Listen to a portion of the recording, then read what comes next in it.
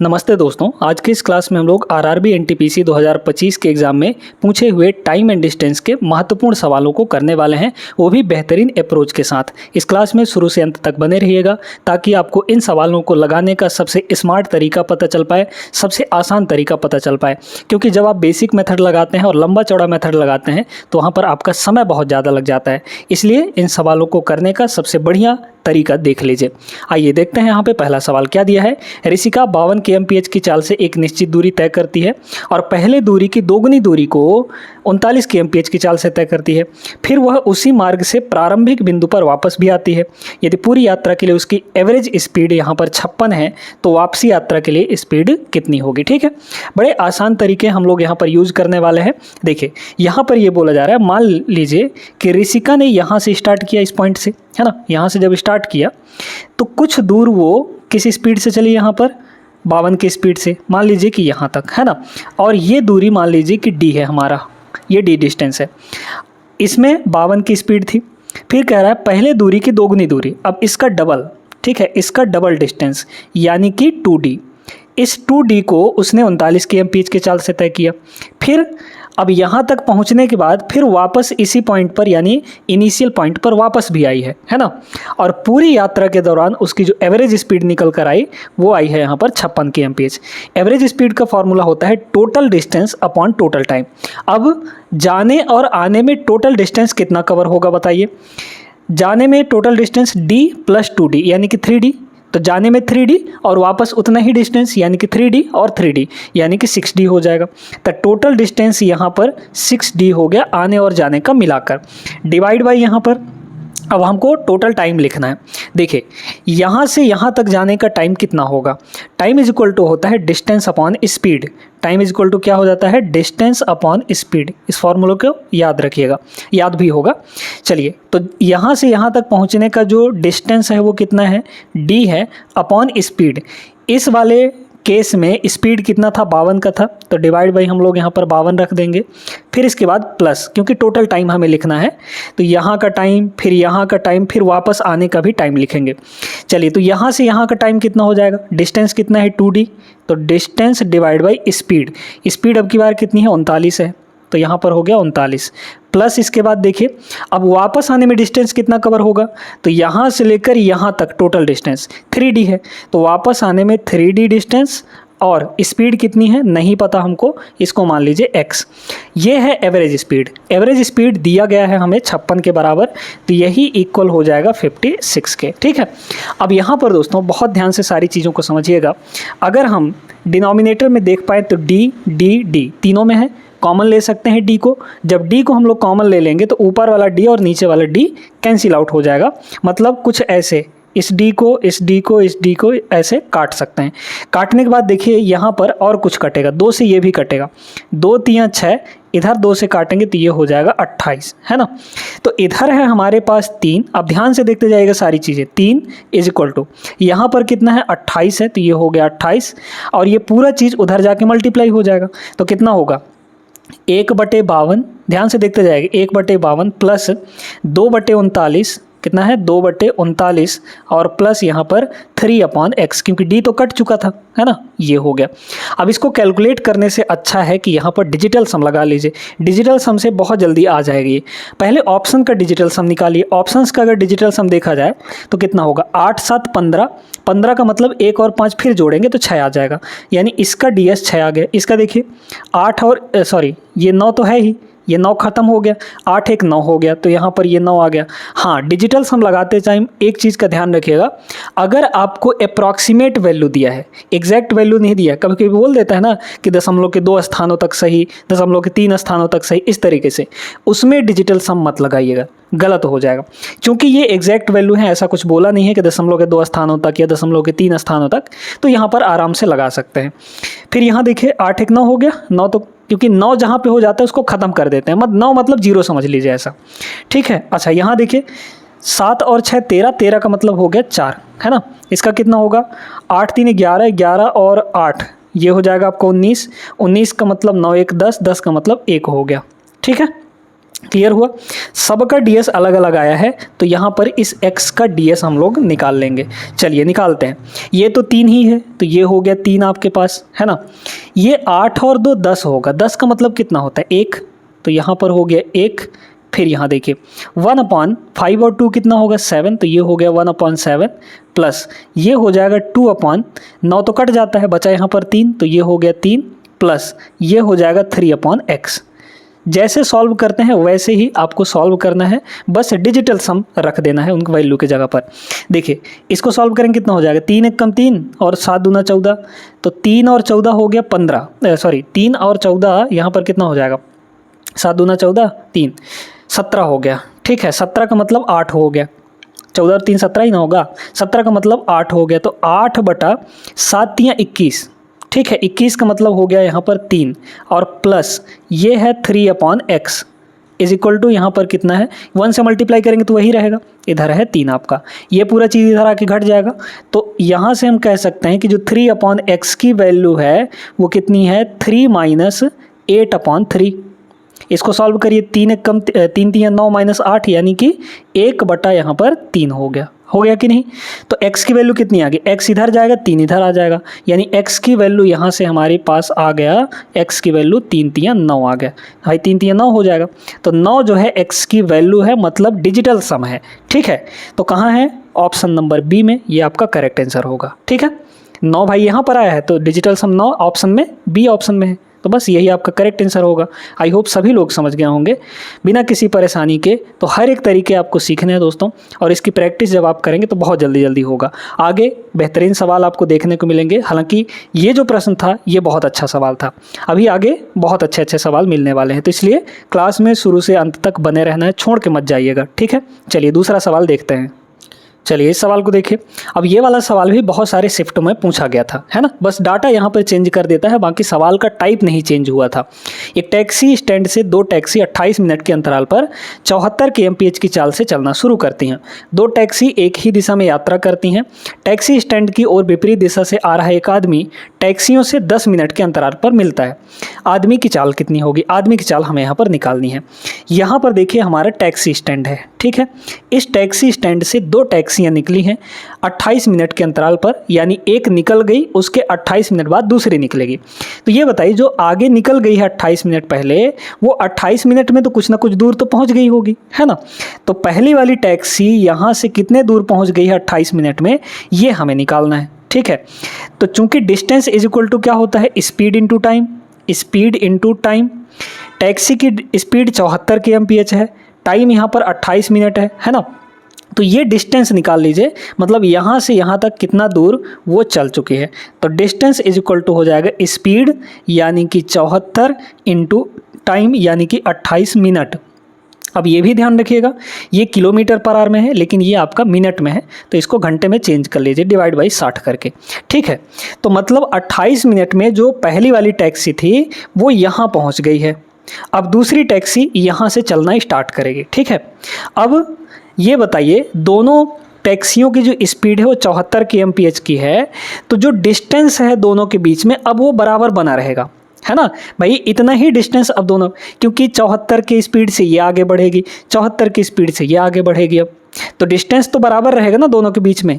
मतलब अब कहीं पर भी मान लीजिए वो आदमी मिला, पहले मान लीजिए इससे मिला, ठीक है। इससे मिलने के बाद ये इस तरफ वापस आ रहा है, हमारी टैक्सियाँ इधर जा रही हैं इस डायरेक्शन में, और ये आदमी विपरीत दिशा में आ रहा है। तो इससे मिलने के बाद इससे मिलने तक इस आदमी को टोटल 10 मिनट का समय लग जाता है। मतलब यहाँ पर ये टैक्सी इधर से इधर जाएगी और ये आदमी इधर से इधर जाएगा, क्योंकि ये तो अब निकल चुका है। तो इधर से ये इधर आएगी और इधर से ये इधर आएगी, तो मतलब कहीं पर कहीं तो मिल जाएगा। मान लीजिए यहाँ पर मिलेगा, तो दोनों डिस्टेंस कितना कवर करेंगे? इसी के बराबर ही तो डिस्टेंस कवर करेंगे भाई। ये आदमी यहाँ से इतना इधर आया, ये टैक्सी यहाँ से इतना इधर गई, तो मतलब इतना ही डिस्टेंस हमको कवर करना पड़ेगा। अब यहाँ पर बात करते हैं कि हमें क्या निकालना है? आदमी की चाल निकालनी है। आदमी की चाल मान लीजिए कि x है और इसकी चाल तो पता थी 74, विपरीत दिशा है। अब यहाँ पर रिलेटिव स्पीड का कॉन्सेप्ट लगेगा। रिलेटिव स्पीड ध्यान रखिएगा, जब अपोजिट डायरेक्शन होता है, भाई एक इधर तो दोनों की रिलेटिव स्पीड जुड़ जाएगी। लेकिन अगर एक ही डायरेक्शन में होते, दोनों एक ही डायरेक्शन में चल रहे होते तो रिलेटिव स्पीड माइनस हो जाता, यानी घट जाता। क्योंकि अपोजिट डायरेक्शन में है तो रिलेटिव स्पीड यहाँ पर जुड़ जाएगा। ठीक है, तो कितना हो जाएगा, इसका 74 और प्लस यहाँ पर इसका आदमी का x हो गया। रिलेटिव स्पीड यानी डिस्टेंस अपॉन टाइम, डिस्टेंस कितना कवर कर रहे हैं दोनों लोग, ये यहाँ से मतलब d के बराबर ही डिस्टेंस कवर कर रहे हैं। तो ये हो गया हमारा डिस्टेंस, यानी कि 74 × 28 डिवाइड बाई यहाँ पर 60। ठीक है, ये वाला। चलिए ये डिस्टेंस हो गया अपॉन टाइम। टाइम कितना, 10 मिनट के अंतराल पर, तो 10 मिनट डिवाइड बाई टाइम कर देंगे, यानी कि 10 मिनट। मिनट मतलब डिवाइड बाई 60 करेंगे तब तो ये घंटे में चेंज हो पाएगा। बस यहाँ से निकाल लीजिए। देखिए ये 60 से 60 घट गया, यूनिट डिजिट लगाइए। या अगर यहाँ देखें तो x की वैल्यू कितनी होगी, यहाँ यूनिट डिजिट कितना आएगा, 4 × 32, 32 का मतलब 2 लास्ट में आएगा, और डिवाइड बाई 10 करेंगे तो एक अंक छोड़ के डेसिमल लग जाएगा। ठीक है, फिर यहाँ माइनस कर देंगे, माइनस कितना, ये 74 उधर जाएगा, घट जाएगा, तो 74 को घटा लीजिए, मतलब यहाँ पर 74.0 भी इसको लिख सकते हैं। देखिए 2 में से 0 घटाएंगे तो कितना आएगा, लास्ट में पॉइंट का 2 आएगा, और पॉइंट लास्ट में 2 कहाँ दिया गया है, इस ऑप्शन नंबर बी में, और कहीं पर भी नहीं दिया गया है। मतलब जो आदमी की चाल होगी वो 133.2 kmph की हो जाएगी। ठीक है, बढ़िया प्रश्न था, उम्मीद करते हैं क्लियर हो गया होगा। ये टाइप बहुत ज़्यादा पूछा गया है, अंडर ग्रेजुएट लेवल में भी पूछे जाने की संभावना है, इसलिए अच्छे से करिएगा इन क्लासेस को। आगे चलिए तीसरा सवाल देखते हैं। अब ये जो सवाल है ये कॉन्सेप्चुअल सवाल है, मतलब बढ़िया सवाल। ठीक, 39 किलोमीटर की दूरी तय करते समय एक व्यक्ति ने देखा कि 5 घंटे 5 मिनट तक साइकिल चलाने के बाद उसके द्वारा तय की गई दूरी शेष दूरी की 5/4 थी। शेष दूरी की बोला है तो जिसका बोला जाता है वो उसकी वैल्यू नीचे रहती है। मतलब यहाँ पर तय की गई दूरी 5 है और शेष दूरी यहाँ पर 4 है, तो उसने 5 यूनिट दूरी तय कर लिया है और 4 यूनिट यहाँ पर बचा है ना। तो 5 चला है, 4 बचा है, यानी कि टोटल कितना होगा, 5 और 4 9, है ना, 5 और 4 9, यही 9 यूनिट। टोटल डिस्टेंस कितना है यहाँ पर, 39 के बराबर। फिर से समझिए, उसके द्वारा तय की गई दूरी मतलब जितना चल चुका है वो शेष दूरी का 5/4 था। शेष दूरी का तो मतलब शेष दूरी नीचे होगा, यानी 4 यूनिट होगा, और चली गई दूरी यहाँ पर जितना तय कर चुका है वो 5 यूनिट होगा। तो 5 चला है, 4 बचा है, तो 5 और 4 टोटल 9 चलना था उसको। 9 का मतलब टोटल डिस्टेंस यहाँ पर 39 किलोमीटर, 9 की वैल्यू 39 हो गई। ठीक है, अब हमें यहाँ पर देखना है, स्पीड निकालनी है। स्पीड इज इक्वल टू क्या होता है, डिस्टेंस अपॉन टाइम। हमें टाइम कहाँ का पता है, जितना चला है वो, है ना भाई, जितना भी दूरी तय किया होगा वो 5 घंटे 5 मिनट में तय किया है। तो हम ये देखेंगे कि उसने कितना डिस्टेंस कवर कर लिया है। 9 की वैल्यू 39 है, तो 1 की वैल्यू कितनी होगी यहाँ पर 39, या फिर 3 से काट लीजिए तो 13/3 हो जाएगा। ठीक है, 1 की वैल्यू इतनी हो गई। डिस्टेंस कवर्ड जो है मतलब चल चुका दूरी ये वाला है, तो 5 की वैल्यू निकाल लीजिए। 5 की वैल्यू निकालेंगे तो 5 से इधर और 5 से इधर, मतलब इतना डिस्टेंस वो कवर कर चुका है। कितने समय में, 5 घंटे 5 मिनट में। तो बस ये कितना हो गया, 13 पचे यहाँ पर हो जाएगा 65, है ना। या फिर मत काटिए, चलिए इसको मत काटिए, है ना, इसको ऐसे ही रहने दीजिए। तो 13 × 5 और डिवाइड बाई यहाँ पर 3 हो गया, ये हुआ डिस्टेंस अपॉन टाइम। टाइम कितना ले रहा है, 5 घंटे 5 मिनट, इसको भी घंटे में बदल लीजिए। तो 5 घंटे तो है ही, 5 मिनट को घंटे में बदलिए तो 5 डिवाइड बाई 60 करना पड़ेगा घंटे में बदलने के लिए। तो 5/60 का मतलब 1/12 हो गया। तो कितना हो गया, 12 पंजे 60 है कि 61, 61/12 घंटे, है ना, 61/12 घंटे। तो यहाँ पर हो जाएगा 61/12, ऊपर ले जा सकते हैं इस तरीके से। ठीक है, क्लियर हो गया सारी चीज़ें। तो यही आ जाएगा हमारे पास स्पीड। अब इसे सॉल्व करना है। अगर डायरेक्टली सॉल्व करेंगे तो मल्टीप्लाई करना पड़ेगा, या फिर इसको भले भी यहाँ से काट सकते हैं हम लोग, लेकिन यहाँ पर अगर काट भी देंगे तो भी कुछ निकल नहीं पाएगा। इसलिए क्या करिए, अप्रॉक्सीमेशन लगाइए। अगर हम इसको 60 बना दें, मतलब थोड़ा सा कम कर दें, ठीक है, थोड़ा सा कम कर दिए तो डायरेक्टली ये कट जाएगा। देखिए 5 से ये 5 कट गया और ये 5 से ये कट जाएगा, तो 13/3 आ जाएगा। तो 3 चौके 12, यानी कि 4 पॉइंट समथिंग आएगा। 4 पॉइंट समथिंग कहाँ है, ऑप्शन नंबर बी में। बस खत्म हो गया। ठीक है, इस तरीके से सवालों को करना है। आगे चलते हैं अगले सवाल पर। इसको देखिए, ये ज़बरदस्त है, मतलब बढ़िया सवाल है, कॉन्सेप्चुअल। 2295 मीटर की वृत्ति दौड़ में सिद्धार्थ जो है 85 सेकंड में एक चक्कर पूरा करता है और यश यहाँ पर 45 सेकंड में एक चक्कर पूरा करता है। ठीक है, देखिए कोई भी एक सर्कुलर ट्रैक है, उसमें एक चक्कर लगाने, अब ये बताइए दोनों जब एक चक्कर लगाएंगे तो दोनों एक चक्कर लगाने में जो डिस्टेंस कवर होगा दोनों के लिए बराबर होगा, है ना, क्योंकि एक ही सर्कुलर ट्रैक है, अलग अलग तो है नहीं। तो यहाँ पर देखिए दो लोग हैं, सिद्धार्थ हैं और यश है। सिद्धार्थ को यहाँ पर टाइम, पहले टाइम का रेशियो देखेंगे। सिद्धार्थ को टाइम कितना लग रहा है 85 सेकंड का और यश को लग रहा है यहाँ पर 45 सेकंड का। यहाँ पर रेशियो ले लेंगे, कितना हो जाएगा, 5 से कट जाएगा, 17 × 5 = 85 और 5 × 9 = 45, ये हो गया 17 और 9 का टाइम का रेशियो ये आ गया। अब आप सभी जानते हैं कि जब डिस्टेंस कांस्टेंट हो, भाई दोनों एक ही सर्कुलर ट्रैक पर रेस कर रहे हैं तो एक चक्कर लगाने में दोनों के लिए जो डिस्टेंस कवर्ड होगा वो बराबर होगा। तो जब डिस्टेंस कांस्टेंट हो गया तो टाइम और स्पीड का रेशियो उल्टा पुल्टा हो जाता है। यहाँ पर स्पीड का रेशियो कितना हो जाएगा दोस्तों, यहाँ पर स्पीड का रेशियो हो जाएगा इसका उल्टा, यानी कि 9 और 17 हो जाएगा। ठीक है, 9 और 17 हो जाएगी। ये टाइम 17 और 9 था तो स्पीड यहाँ पर 9 और 17 हो गया। अब यहाँ पे शॉर्ट ट्रिक सीखिएगा, बाकी बेसिक से करेंगे तो बहुत लंबा चौड़ा जाएगा, बस यहीं से आपका आंसर आ जाएगा, देखते जाइए। ये जो स्पीड आया है इसको आप सिंपल सबसे सिंपलेस्ट फॉर्म में चेंज कर लीजिए। 9 और 17 ये सिंपलेस्ट फॉर्म में ही है, बस इन्हीं दोनों रेशियो को यहाँ पर ऐड कर देना है, आपको मिल जाएगा कि परिधि पर कितने अलग अलग बिंदुओं पर मिलेंगे। तो 9 और 17 कितना हो जाएगा, टोटल यहाँ पर 26 हो जाएगा दोस्तों, यानी कि 26 अलग अलग पॉइंट्स पर वो दोनों मिलेंगे अगर 2295 मीटर की वृत्ति दौड़ में दौड़ रहे हैं। तो यहाँ पर इससे कोई मतलब नहीं है, ये डाटा कुछ भी दिया हो, बस हमें इस टाइम से मतलब है। तो इस टाइप का सवाल बहुत ज़्यादा पूछा गया था, मतलब हर एक शिफ्ट में, बहुत ज़्यादा शिफ्ट में देखने को मिला था ये सवाल। तो ऐसे ही करना है आपको, यानी कि 26 अलग अलग पॉइंट पर मिलेंगे वो दोनों। ऑप्शन नंबर सी यहाँ पर करेक्ट हो जाएगा। ठीक है, एक चीज़ को और ध्यान रखना है कि विपरीत दिशा होगा तभी जोड़ना है, अगर एक ही दिशा में होगा तो इन दोनों का घटा लेंगे। ठीक है, ये भी ध्यान रखना है। कह रहा ना ये वे विपरीत दिशा में दौड़ रहे हैं, तो अगर उल्टे डायरेक्शन में दौड़ रहे होंगे एक दूसरे तो जोड़ लेंगे, और एक ही डायरेक्शन में दौड़ रहे होंगे तो इन्हीं दोनों का डिफरेंस ले लेंगे, यानी घटा लेंगे। ठीक है, क्लियर हो गया, आगे चलिए। अब जैसे इसको देखिए, ये भी सेम उसी टाइप का है, आराम से निकाल लेंगे, है ना, कोई दिक्कत नहीं है, कोई परेशानी नहीं है इसमें। क्या कह रहा है, 21 मीटर की वृत्ताकार दौड़ में अमित 42 सेकंड में एक चक्कर और सुमित जो है वो 75 सेकंड में एक चक्कर पूरा करता है। तो यहाँ पर दो लोग हैं, एक है अमित और एक है यहाँ पर सुमित। अमित को लग रहा है 42 सेकंड और सुमित को लग रहा है यहाँ पर 75 सेकंड, है ना, 75 सेकंड। क्लियर हो गया। तो टाइम का रेशियो हमारे पास आ गया कितना, 3 से कट जाएगा, 14 × 3 = 42 और 25 × 3 = 75। अब तो आगे नहीं कटेगा ना, तो टाइम का रेशियो ये आ गया, मतलब स्पीड का रेशियो क्या हो जाएगा, उल्टा हो जाएगा।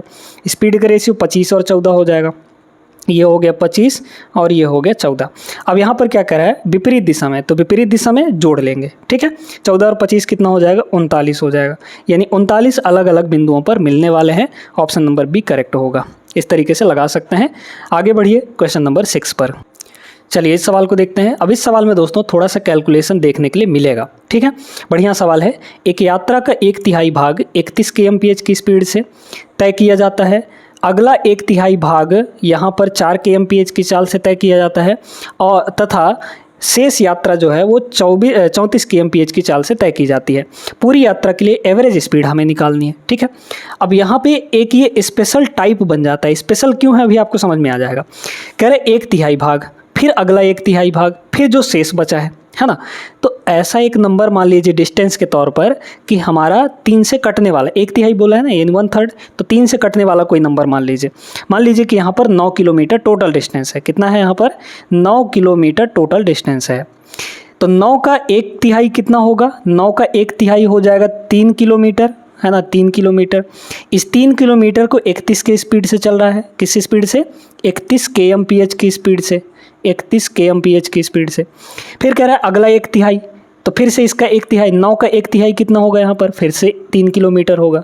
इस 3 किलोमीटर को वो अब की बार 4 kmph की स्पीड से तय कर रहा है, इस स्पीड से। फिर कह रहा है जो बचा हुआ है, भाई टोटल तो 9 किलोमीटर था, 9 में से 3 यहाँ 3 यहाँ, 6 हो गया, बचा फिर 3 किलोमीटर।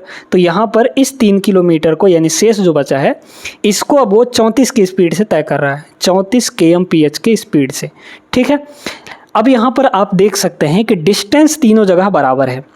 जब डिस्टेंस कांस्टेंट हो जाए ना तो बहुत आसान तरीका होता है एवरेज स्पीड निकालने के लिए। ठीक है, यहाँ भी 3 किलोमीटर, यहाँ भी 3 किलोमीटर, यहाँ भी 3 किलोमीटर, तीनों जगह आपका डिस्टेंस कांस्टेंट है, डिस्टेंस बराबर है। तो आप ये देखिए कि 3 स्पीड्स का एवरेज स्पीड कैसे निकालते हैं। इसका फॉर्मूला होता है 3 स्पीड के लिए। तो 3 स्पीड के लिए जो एवरेज स्पीड होगा, एवरेज स्पीड ये होता है 3xyz, है ना। ये तीनों स्पीड है xyz, और डिनोमिनेटर में होता है xy प्लस yz और प्लस यहाँ पर zx, इस तरीके से। ठीक है, बस इसी में आपको रख देना है। ये x है, ये y है, ये आपका z है। ठीक है, रख लीजिए। कितना होगा यहाँ पर, तो हो जाएगा 3 मल्टीप्लाई x इंटू वाई, इन दोनों को मल्टीप्लाई कर लीजिए या फिर इन दोनों को मल्टीप्लाई कर लीजिए, कहीं से भी कर लीजिए, बस कर लीजिए, है ना। या फिर नहीं भी करेंगे तो कोई दिक्कत नहीं है। चलिए, तो यहाँ पर 31, फिर यहाँ पर 4, फिर यहाँ पर आपका 34 हो गया, है ना, डिवाइड बाई। अब यहाँ पर है दिक्कत, अब यहाँ पर है दिक्कत। बड़े ध्यान से, बड़े गौर से इस चीज़ को आप लोग समझिएगा। ठीक है, यहाँ पर दोस्तों एक दिक्कत ये जा रही है, डिजिटल सम हम नहीं लगा सकते। क्यों नहीं लगा सकते, क्योंकि यहाँ पर जो भी चाल आएगा वो दशमलव के स्थान तक पूर्णांकित है, मतलब एक स्थान तक, इसलिए ये अप्रॉक्सीमेट वैल्यू है। एग्जैक्ट वैल्यू आपके ऑप्शन में कोई भी नहीं दिया गया है। तो यहाँ पर क्या करेंगे, पूरा कैलकुलेशन ही करना पड़ेगा। इसमें है थोड़ा सा कैलकुलेशन, ज़्यादा नहीं। एक्स वाई मतलब इन दोनों को मल्टीप्लाई करिए। 31 इंटू 4 कितना हो जाएगा, 4 तियाँ 12 और ये हो जाएगा। ठीक है, 4 एकम 4, 4 तियाँ 12 प्लस y इंटू जेड, यानी इन दोनों को मल्टीप्लाई, तो कितना होगा 4 चौक 16, 4 तियाँ 12, 1 13 हो जाएगा, 136 प्लस इन दोनों को मल्टीप्लाई, यानी 31 और 34 को मल्टीप्लाई करना है। ठीक है, तो 31 को 34 से मल्टीप्लाई करिए। देखिए 31 चौके कितना हो जाएगा 124, है ना। 124 का हो गया 4 और बचा यहाँ पर 12, तो 31 तियाँ 93, 93 और 12 कितना हो जाएगा 105। ठीक है, 93 और 12 105 हो गया यहाँ पर, तो 1054 आ गया। मल्टीप्लाई करिए, ऊपर वाले को भी मल्टीप्लाई कर लीजिए। तो यहाँ पर या फिर काटेंगे हम लोग अभी तो कट जाएगा, फिलहाल अभी रहने दीजिए, है ना। वैसे भी अगर देखा जाए, एक सेकंड, यहाँ पर कितना आएगा, कितना हो जाएगा, ये सही है दोस्तों, है ना, सही है। तो इसको अब बस मल्टीप्लाई करिए। देखिए 31 और 34 को मल्टीप्लाई करेंगे, 3 और 4 को अभी रहने दीजिए। 3 और 4 को अगर रहने देंगे तो मतलब 12 कर लीजिए, कोई दिक्कत नहीं है। 3 और 4 को 12, 31 और 34 को मल्टीप्लाई किए तो ये आया था, मतलब ये हो गया 1054 और नीचे सबको जोड़ लीजिए। 4 और 6 10, 10 और 4 14 हो गया, बचा 1, 1 और 5 6, 6 3 9, 9 2 11 का 1, फिर बचा यहाँ पर 1, तो 0 1, 1 और 1 2, है ना, 2 और 1 हो गया, ये 3 आपका, फिर यहाँ पर 1 हो जाएगा, मतलब 1314 आ गया। तो अब यहाँ पर काट लें, क्या 4 से तो कटेगा नहीं, 4 से कटेगा नहीं तो मतलब 2 से कट जाएगा, 2 से काट लीजिए दोनों को, है ना। 2 से अगर काटेंगे यहाँ पर तो 2 से ये 6 बार में कट जाएगा, और 2 से इसको काट लीजिए तो 2 छक्के 12, है ना, बचा 1 तो 11, 2 पंचे 10, 2 सत्ते 14 हो जाएगा। अब ऊपर वाले को मल्टीप्लाई कर लीजिए और थोड़ा सा डिवाइड कर लीजिए, क्योंकि ये वैल्यू बहुत दूर दूर दी गई है, इसलिए अप्रॉक्सीमेट वैल्यू ले सकते हैं। इनको मल्टीप्लाई करिए, कितना हो जाएगा यहाँ पर 6000। ठीक है, 6000 ये हो गया, और 50 का 6 गुना 300, तो 300 और 6 चौके 24, मतलब कि 6324 आ गया। ठीक है, 6324 डिवाइड बाई यहाँ पर इतना है 657 है। कितनी बार भागा जाएगा, देखिए यहाँ पर अगर देखा जाए इसको तो 9 बार जाएगा, क्या 6 नहीं हो 54, 9 से तो ऊपर ही जाएगा, 9 बार से तो ऊपर ही जाएगा, मतलब 9 बार से ऊपर यहीं पर है, सिर्फ एक ही ऑप्शन में 9 पॉइंट समथिंग होगा। ये option number D is the right answer. ठीक है, क्लियर हो गया होगा सभी को अच्छे तरीके से। आगे बढ़ते हैं हम लोग अगले सवाल पर। चलिए इस सवाल को देखते हैं। अगर आप चाहें तो इस सवाल को लगा सकते हैं और कैलकुलेटिव बना सकते हैं, लेकिन इतना कैलकुलेटिव है नहीं अगर आप स्मार्ट अप्रोच लगाते हैं तो, और वही आपको स्मार्ट तरीके सीखने हैं। एक व्यक्ति जो है 1980 किलोमीटर, 1306 किलोमीटर और 540 किलोमीटर की दूरी 12x और 36 kmph की चाल से तय करता है। यदि पूरी यात्रा के लिए उसकी औसत चाल यहाँ पर 14 है तो x का मान कितना होगा। देखिए औसत चाल क्या होता है, total distance upon total time, है ना, ये हो जाता है। तो टोटल डिस्टेंस सबको जोड़ लीजिए, कितना हो जाएगा यहाँ पर अगर देखा जाए तो यहाँ पर हो जाएगा 13 और 5 मतलब 18, 1846 ये हो गया और 1980 है ना। तो 1980 में हम लोग 1846 को जोड़ लेंगे, कितना होगा 6, 8 4 12, 9 8 17 1 18 और ये हो जाएगा 3, 3826 टोटल डिस्टेंस अपॉन हमें टोटल टाइम लिखना है। टोटल टाइम क्या होता है, टाइम इज इक्वल टू होता है डिस्टेंस अपॉन स्पीड। पहला डिस्टेंस कितना है 1980 डिवाइड बाई स्पीड यानी कि 12। तो 1980 को 12 से डिवाइड करके डायरेक्ट लिखते जाइए, है ना, डिवाइड बाई 12 कर लेंगे, कितना होगा देखिए 12 1 12 है ना, फिर बचा यहाँ पर कितना 7 तो 78 हो गया, 12 छक्के 72, फिर बचा यहाँ पर आपका कितना 6 बचा तो 60 हो गया, फिर 12 पंचे 60 यानी 165 प्लस देखिए अब दूसरा डिस्टेंस ये है और स्पीड उसके लिए x है तो ये हो जाएगा x तो है ही तो मतलब 1306 डिवाइड बाई x हो गया यहाँ पर प्लस अब देखिए ये है आपका डिस्टेंस और ये स्पीड है तो 540 को हम डिवाइड कर देंगे 36 से, काटिए 18 से दोनों कटेंगे, 18 3 54 यानी 30 और 18 दूना 36 यानी 30/2 15 आ गया यहाँ पर, है ना, ये हो गया इज इक्वल टू ये आपका आ गया एवरेज और एवरेज आपको गिवन है 14 के बराबर। ठीक है, इसको अगर जोड़ेंगे इन दोनों को तो 180 हो जाएगा। अब यहाँ पे डिजिटल सम लगाइए। डिजिटल सम क्यों लगा रहे हैं, क्योंकि हर एक का डिजिटल सम अलग अलग दिया गया है आपके ऑप्शन में, है ना, या फिर डिजिटल सम चलिए एक बार चेक कर लेते हैं हम। इसका पहले इस x का डिजिटल सम निकालेंगे। ऊपर देखिए यहाँ पर इस वाले के पास 6 और 3 मिलाकर 9 कट गया, 8 2 10, 10 का मतलब ऊपर हो गया 1, ठीक है। ये 4 और 1 कितना हो जाएगा, यहाँ पर हो जाएगा 5, है ना, 4 1 5 DS 5। यहाँ देखिए इसको अगर देखा जाए तो कितना होगा 15 और 165 180, 180 का मतलब हो गया 9, ठीक है। तो एक बराबर कितना हो जाएगा 5, ध्यान से देखते जाएगा 5, अरे भाई 5 फिर मल्टीप्लाई, ये पूरा का पूरा उधर चला जाएगा। तो इसको देखिए ये है 180 और प्लस यहाँ पर 1306, है ना, या फिर इसका डिजिटल सम लिखिए। देखिए 6 और 3 9, 1 बचा तो 1 ये x हो गया यहाँ पर, है ना। अब इसको देखिए 1 इज इक्वल टू 5 और मल्टीप्लाई यहाँ पर 8 1 9 हो जाएगा तो ये हो गया 9 और प्लस 1/x। तो x की जो डिजिटल सम है वो आराम से यहाँ पर आ जाएगी, कितना होगा 1 इज इक्वल टू 9 पंजे 45, 5 को अंदर मल्टीप्लाई कर दीजिए, 9 पंजे 45, 45 का मतलब फिर 9 हो गया भाई, 4 और 5 जुड़ेगा प्लस ये 5 उधर मल्टीप्लाई होगा तो 5/x हो गया। अब इसको बड़े ध्यान से सोचकर बताइए, इधर का ds 1 है, इधर का ds हमें 1 लाना है, इधर का ds 1 लाना है, तो 1 लाने के लिए कितना होना चाहिए, इधर 10 हो जाना चाहिए टोटल, 10 का वैल्यू 1 होता है डिजिटल सम। 10 होने के लिए ये 9 पहले से है, 9 का मतलब ये 1 हो जाना चाहिए और इसको 1 होने के लिए x की वैल्यू डिजिटल सम कितनी होगी 5 हो जाएगी, तब ना 5 1 कम 5 कट जाएगा, ठीक है, तब यहाँ पर 5 1 कम 5 कट जाएगा मतलब 1 आ गया डिजिटल सम। तो जब यहाँ 1 आएगा तब जाके हमारा 9 1 10 होगा और 1 1 बराबर हो जाएगा, यानी x का जो डिजिटल सम है, जो वैल्यू x है उसकी डिजिटल सम यहाँ पर 5 होनी चाहिए।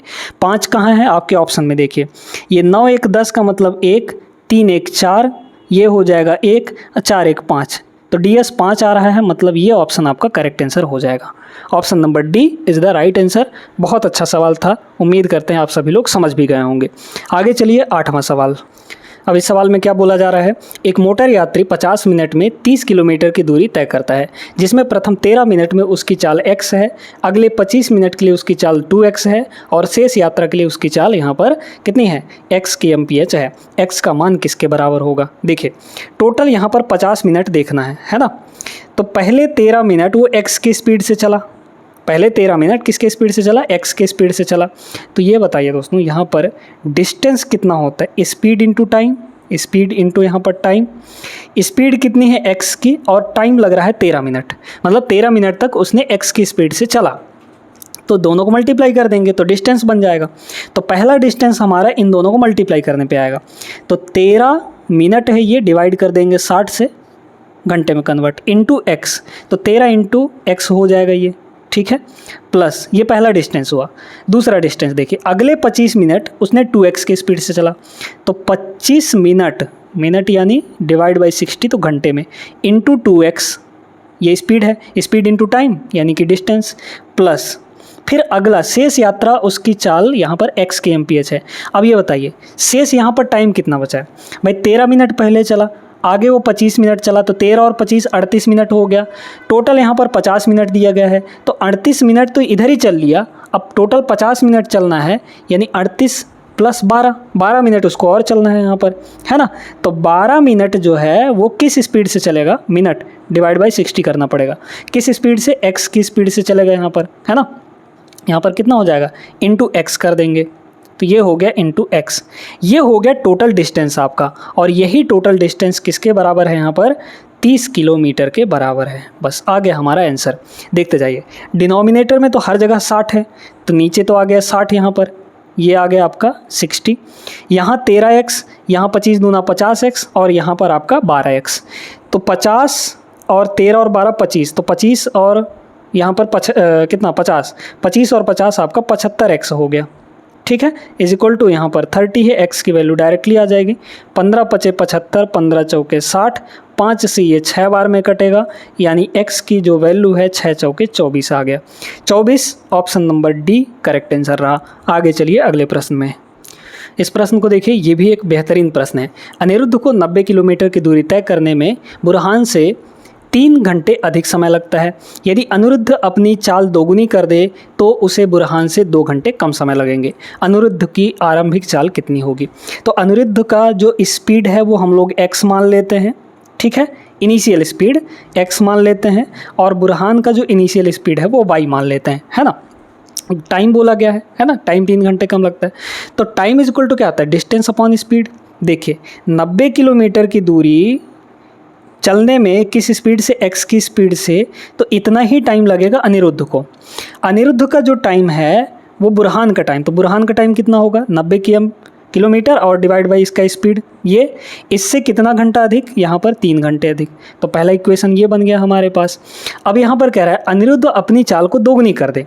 भाई डिस्टेंस तो वही है ना, 90 ही, इसने क्या किया, अपनी स्पीड को डबल किया। पहले x था, अब इसका स्पीड 2x हो जाएगा।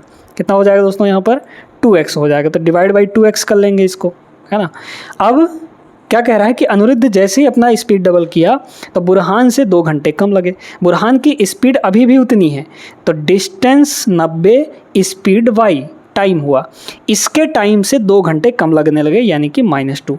इन दोनों को सॉल्व करके हमें अनिरुद्ध की इनिशियल स्पीड निकालनी है जो कि x है, तो x की वैल्यू निकाल लेंगे। सीधे क्या करिए, यहाँ पर घटा लीजिए। देखिए घटाने पर ये दोनों कट जाएंगे, माइनस प्लस और यहाँ माइनस, तो ये वाला ख़त्म हो गया। 3 और प्लस 2 इधर हो गया 5 आपका। इधर देखिए 2 से इसको काटेंगे तो ये हो जाएगा आपका 45।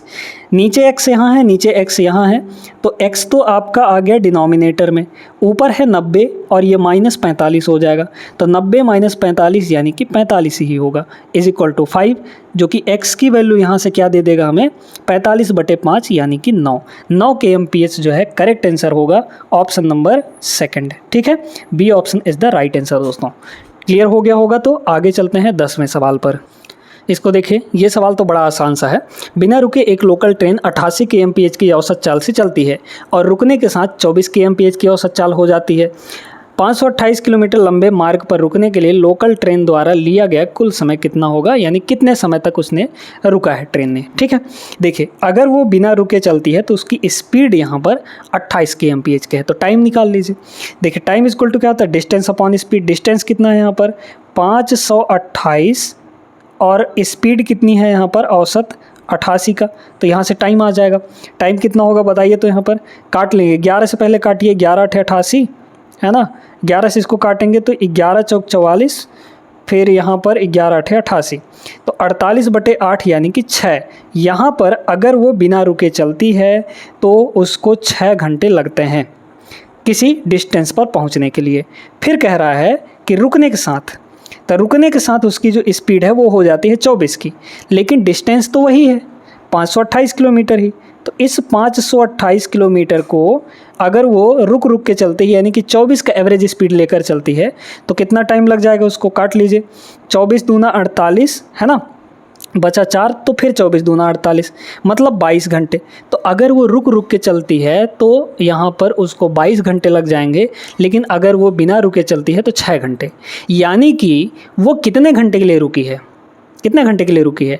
उतने ही घंटे के लिए रुकी है जितना घंटा उसको ज़्यादा समय लगा है। ठीक है, अगर वो बिना रुके चलती तो 6 घंटे, रुक के चलती तो 22 घंटे, यानी कितना अधिक लग गया यहाँ पर? 16 घंटे अधिक लग गया है। तो 16 घंटे मतलब वो रुकी है, यानी उसके रुकने का जो समय है वो 16 घंटे है। बीच बीच में रुकी होगी 16 घंटे तक। Option number C correct answer होगा। ठीक है ना, समझ में आ गया होगा। आगे चलते हैं।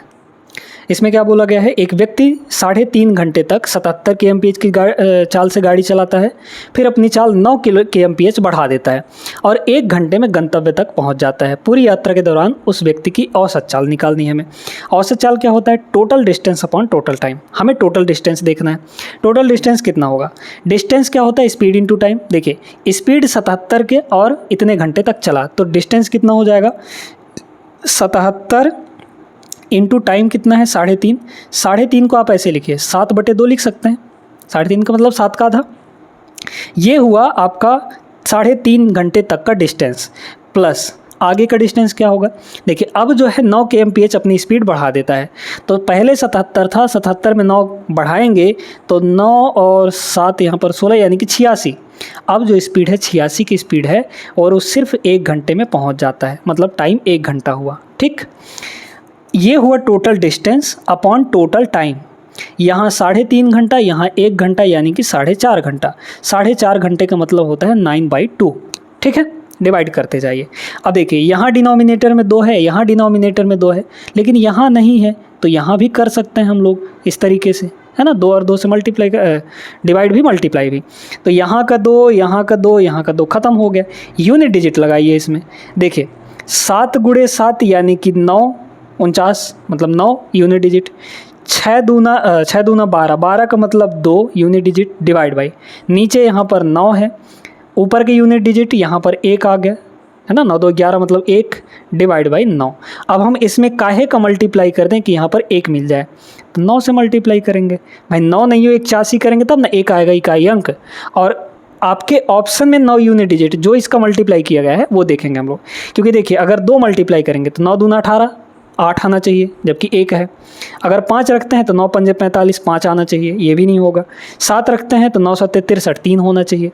बस यहाँ पर 9 है तो 9 नहीं हो 81 हो जाएगा। ऑप्शन नंबर डी इसका करेक्ट आंसर। ठीक है, चाहे आप इसको सॉल्व करके काटें, चाहे डिजिटल यूनिट डिजिट लगा लें, तो जहाँ पर जो तरीका आपके लिए आसान पड़ेगा वही तरीका लगाइएगा और इसमें कम समय लगेगा। ठीक है, आज के सेशन यहीं तक। हमने इम्पॉर्टेंट 11 सवाल किए हैं जो कि बहुत महत्वपूर्ण थे और इनको करने का एक स्मार्ट तरीका भी आपको बताया गया है।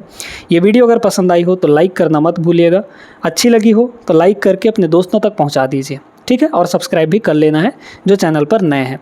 और बाकी पिछली वीडियो ज़रूर देख लीजिएगा, प्लेलिस्ट बनाया गया है इस पूरे चैप्टर वाइज सॉल्यूशन का, जहाँ पर हम लोग RRB NTPC के सवालों को कर रहे हैं जो 2025 में पूछे गए हैं, वो भी चैप्टर वाइज, मतलब हर एक चैप्टर के महत्वपूर्ण सवालों को उठा रहे हैं और उनको स्मार्ट तरीके से करना सिखा रहे हैं।